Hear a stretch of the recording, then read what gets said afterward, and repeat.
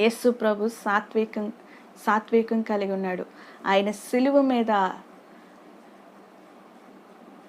మరి ఆయన మేకులు కొడుతున్నప్పుడు సాత్వికం కలిగి ఉన్నాడు. ముళ్ళ కిరీటం పెట్టినప్పుడు సాత్వికం కలిగి ఉన్నాడు. ఆయన సిలువ మోయించినప్పుడు సాత్వికం కలిగి ఉన్నాడు. ఆయన పరిచర్యలో సాత్వికం కలిగి ఉన్నాడు. కోపగించుకున్నప్పుడు ఆయన కోపగించుకోలేదు, సాత్వికం చూపించాడు. కాబట్టి మనం ఇతరులపై కోపం అనేది మనలో ఉండకూడదు. మనలో ఉండవలసింది సాత్వికం ఉండాలి, కోపం ఉండకూడదు. ఇతరుల కించపరిచే మాటలు మనలో ఉండకూడదు. ఇతరులను అవమానపరిచే ఆ యొక్క స్వభావం మనలో ఉండకూడదు. ఇతరులు మోసం చేసే ఆ యొక్క స్వభావం మనలో ఉండకూడదు. మనలో ఉండవలసింది సాత్వికం ఉండాలి. క్రైస్తవులే ఇతరులు మోసం చేస్తుంటే ఇంకా దేవుని బిడ్డలుగా వారు ఎలా గుర్తిస్తారు? మనమే కోప్పడుతుంటే, మనమే అవమానపరుస్తుంటే, మనమే ఎగతాళి చేస్తుంటే, క్రైస్తవుల బిడ్డలుగా జీవిస్తున్న మనమే ఇతరుల్ని కించపరుస్తుంటే వారు దేవుణ్ణి ఎలా తెలుసుకుంటారు? నీవు దేవుని బిడ్డగా ఎలా జీవిస్తున్నావు? మనలో సాత్వికం ఉండాలి, మనలో దీన మనస్సు కలిగి ఉండాలి. నీ మనస్సు మనం కలిగి ఉండాలి. మనం ఎప్పుడు కూడా సాత్వికంతో ఉండాలి. కోపగించుకోవద్దు, కోపాన్ని తగ్గించుకోండి, కోపాన్ని విడిచిపెట్టండి. కోపం కలిగి బ్రతకద్దు, కోపం కలిగి జీవించదు. అది చాలా భయంకరమైన స్వభావం అనేది మనం గమనించండి. దేవుని బిడ్డగా, క్రీస్తు బిడ్డగా, యేసు బిడ్డగా ఉండాలంటే మీలో ఖచ్చితంగా సాత్వికం ఉండాలి. 5వదిగా దీర్ఘశాంతం అంటే సహనం ఎప్పుడు కూడా కలిగి ఉండాలి. ఏ శ్రమ వచ్చినా, ఏ కష్టం వచ్చినా, ఏ బాధ వచ్చినా, ఏ అనారోగ్యం వచ్చినా, మీరు కష్టాల్లో ఉన్నా, భోజనం చేసినా చేయకపోయినా, ఆకలితో ఉన్నా, బట్టలున్నా లేకపోయినా, మీ గృహంలో ఏమున్నా లేకపోయినా మీరు సహనం కలిగి ఉండాలి. విసుగవద్దు, సహించాలి. సహనం అనేది ఉండాలి. ఎప్పుడైతే సహనం అనేది ఉంటుందో 2 అంతల ఆశీర్వాదం అనేది దేవుడిస్తాడు. యోబులో సహనం ఉంది. యోబులో సహనం ఉంది కనుక, దీర్ఘశాంతం ఉంది కనుక యోబుని దేవుడు 2 అంతల ఆశీర్వాదం ఇచ్చాడు.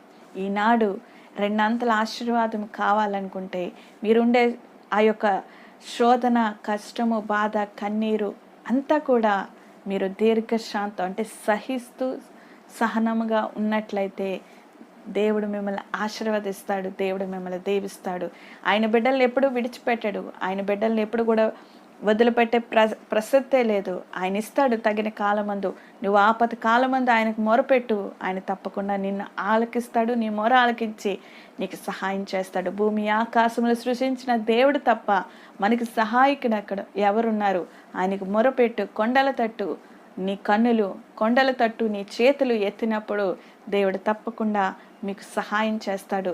దేవుడు తప్పకుండా మీకు సహనం అని కలిగి ఉంటే, సహనం అనేది మీలో ఉంటే అది దేవుని స్వరూపము, దేవుని యొక్క గుణము, దేవుని యొక్క లక్షణం అనేది గమనించండి. కాబట్టి దీర్ఘశాంతం అనేది ఉండాలి.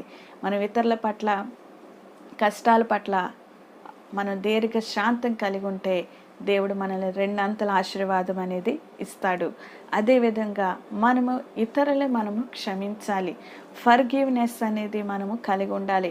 ఎప్పుడైతే ఫర్గివ్నెస్ అనేది మనం కలిగి ఉంటామో, క్షమించే ఆ యొక్క లక్షణం అనేది ఎప్పుడైతే ఉంటుందో, ప్రియ దేవుని బిడ్డలారా, దేవుడు మిమ్మల్ని ఏ రీతిగా ఆశీర్వదిస్తాడో చూడండి.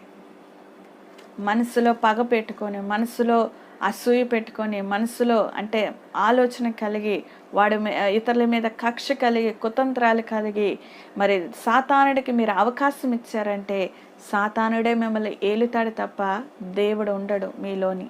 కాబట్టి మీ హృదయంలోని దేవుడు ఏలాలి.